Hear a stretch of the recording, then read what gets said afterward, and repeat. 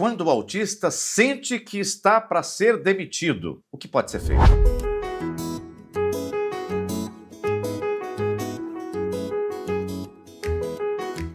Olá pessoal, meu nome é Lucélio Lacerda, eu sou neurodivergente, advogado de neurodivergentes e meus contatos profissionais estão aqui na descrição. Você sabe muito bem que os autistas costumam, ainda que inconscientemente, serem perseguidos no ambiente de trabalho. Eu gravei recentemente um vídeo que eu vou pedir para o editor colocar o link em algum lugar aqui da tela, que fala sobre essa má sorte dos autistas que geralmente são expulsos não apenas do serviço público, mas também de seus empregos privados.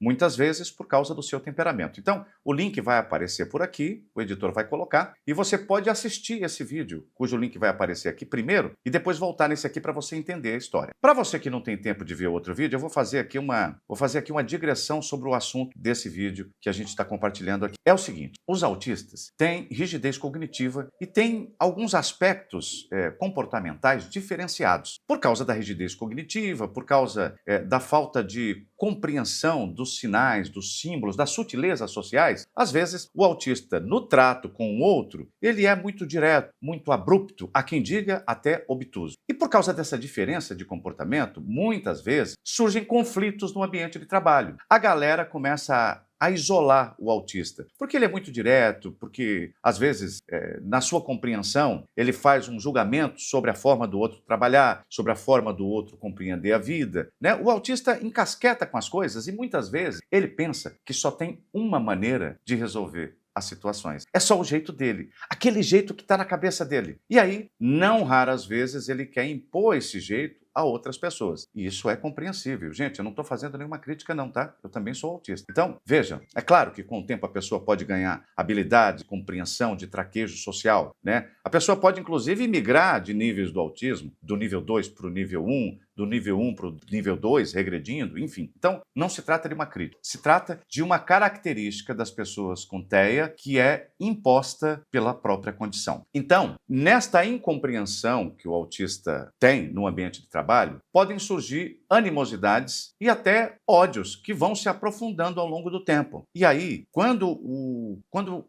essa opinião negativa sobre o autista acomete os seus colegas de trabalho, os seus superiores, começam a acontecer retaliações. No serviço público, por exemplo, eu disse no outro vídeo, é muito comum autistas serem vítimas de processo de PAD, processo administrativo disciplinar. Ou seja, o temperamento do autista muitas vezes é interpretado como sendo uma infração disciplinar, né? Às vezes ele diz uma coisa direta, o colega entende que aquilo foi uma ofensa, que era desnecessária, e isto acaba se transformando na violação de uma das proibições do Estatuto do Serviço Público. Acontece também de o autista, por causa das suas características, dele perder o emprego por causa de más avaliações no desempenho, porque frequentemente nas avaliações de desempenho pontua-se competências como a desenvoltura social, coisa que autista não tem, desenvoltura social, né? A relação intersubjetiva recíproca, né? É muito difícil, porque o autismo ataca e impacta justamente esta área de relação. Então o autista é mais isoladão,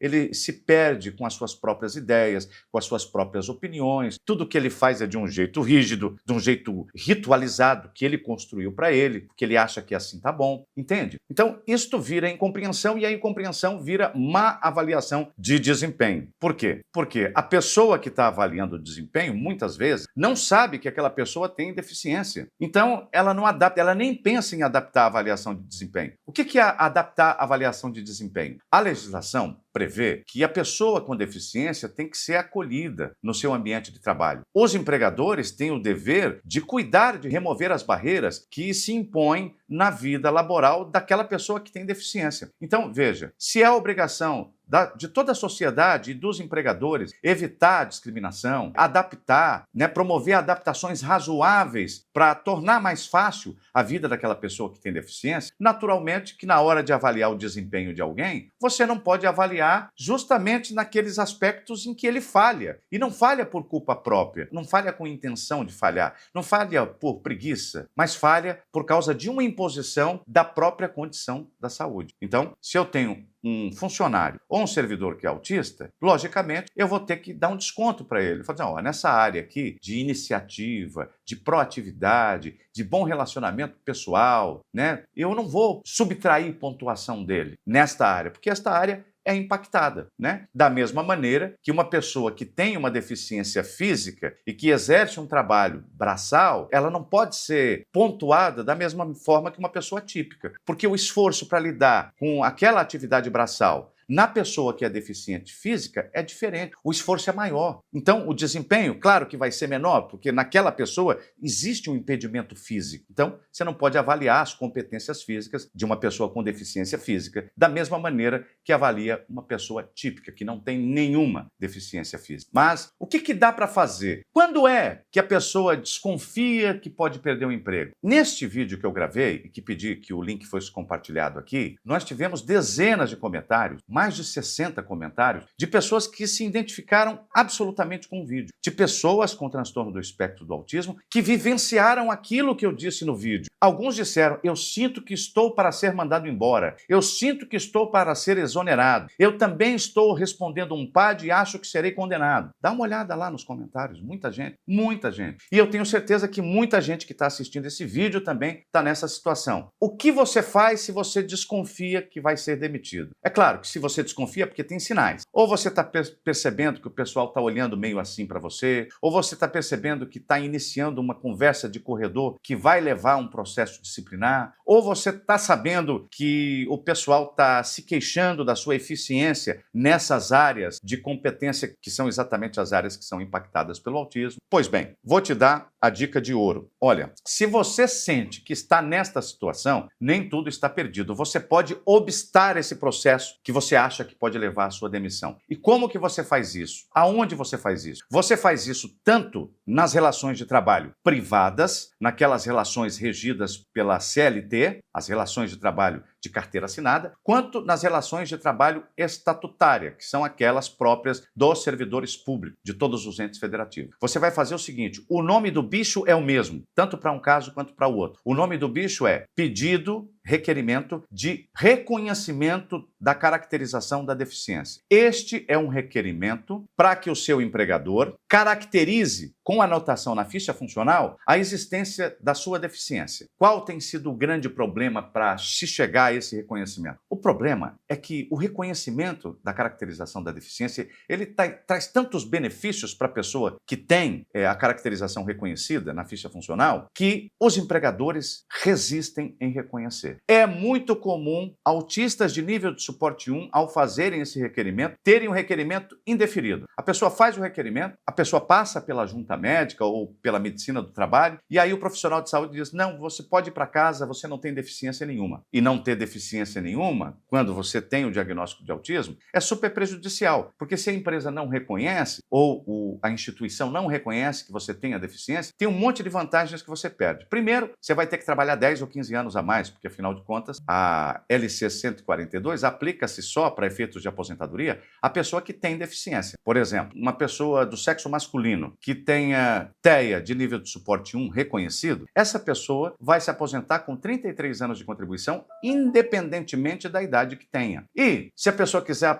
aposentar PCD pela LC 142 por idade, bastam 15 anos de contribuição, 60 anos de idade se homem, 55 anos de idade se mulher. Então veja, primeira coisa que você perde, né? E o serviço público, por exemplo, para o serviço público, você aposentar, trabalhar 10 anos a menos, é um prejuízo, porque aí ele vai ter que contratar outra pessoa, vai fazer um novo concurso e tal. Ou seja, a sua força de trabalho fica à disposição do serviço público por menos tempo. Então é natural que tenha uma resistência. Se você consegue o reconhecimento da caracterização da deficiência, o empregador fica obrigado a remover as barreiras que se apresentarem ali na execução do trabalho. Então, é muito possível que você venha, depois disso, a pedir uma adaptação laboral, um trabalho em home office integral, ou então uma redução de jornada de 50%. E se você consegue a redução de jornada, o empregador vai ter que arranjar outro empregado para poder trabalhar aquele período que você teve da sua jornada reduzida. Então isso gera um gargalo de produtividade, né, na empresa ou instituição para a qual o autista trabalha. Por esta razão, é natural que haja resistência, muito natural que haja resistência. E, havendo resistência, se eles disserem que não, você não é deficiente, o que tem que fazer? Se indeferirem, você vai ter que ir para a justiça para poder lidar com isso, né? Mas veja, para o caso da demissão, o que é preciso? E como é que o reconhecimento repercute nesse processo que pode levar à demissão? É o seguinte, quando você tem a deficiência reconhecida pelo seu empregador, todas as ações, todos os diálogos, toda a comunicação da empresa com você ou da instituição com você tem que mudar. Essa relação tem que ser adaptada para o seu caso. Então, se você está em vias de sofrer uma condenação num PAD e nesse interstício, né, em que esse processo acontece, você obtém o reconhecimento da caracterização da deficiência, o empregador, a comissão do processo administrativo disciplinar, vai ter que tratar esse processo com outros olhos. Neste caso, a comissão julgadora vai ter que ponderar sobre a possibilidade de a infração disciplinar ou comportamento reputado como infração disciplinar que levou ao PAD, se ele não foi causado pela condição de saúde. E aí você já tem uma tábua de salvação para legitimar o discurso da relação entre o ato infracional e a condição de saúde como tese de defesa. Se você, por exemplo, acha que pode ser demitido porque estão te avaliando mal, tanto na empresa privada quanto no serviço público, te avaliando mal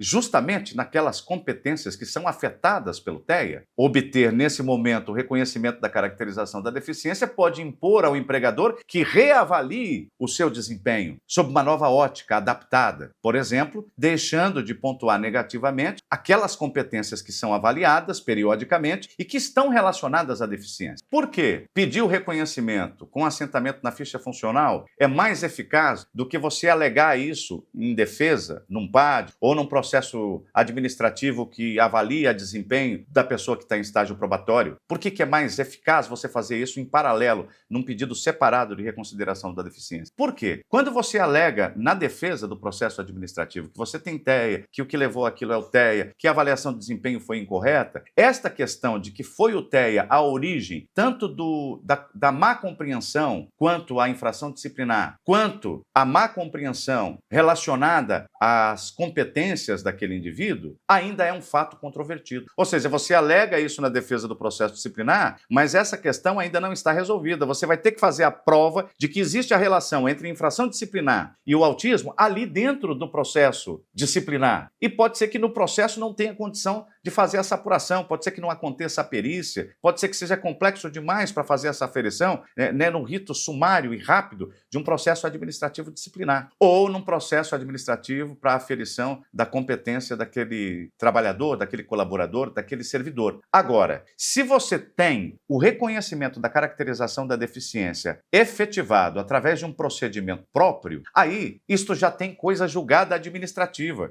Aí você chega na defesa dos processos disciplinares já com um fato consumado. Olha aqui, este cara é deficiente, esse cara tem TEA, esse cara foi avaliado pela junta médica que concluiu que ele é sim deficiente e a deficiência se dá justamente nessas áreas da comunicação que estão relacionadas tanto à baixa proficiência dele nas competências sociais quanto ao comportamento que levou à instauração do processo administrativo disciplinar. Agora, qual que é o grande problema? Você lembra que eu te falei ainda há pouco que o poder público resiste. E quanto pior a qualidade da documentação clínica que você acosta junto com o requerimento de reconhecimento da caracterização da deficiência, mais propícia estará a junta médica ou a medicina do trabalho de não reconhecer a sua deficiência. Por isso, pela milésima vez, eu recomendo que você, quando for fazer esse pedido, você sempre faça através de um advogado. Ah, mas advogado não é obrigatório para isso? Não é. Mas é altamente recomendável que você faça através de um advogado que pode fazer uma petição muito mais bem fundamentada do que você faria, né, com a experiência, com a jurisprudência, com a expertise daquele advogado. E também porque o advogado poderá fazer uma curadoria documental clínica. O advogado está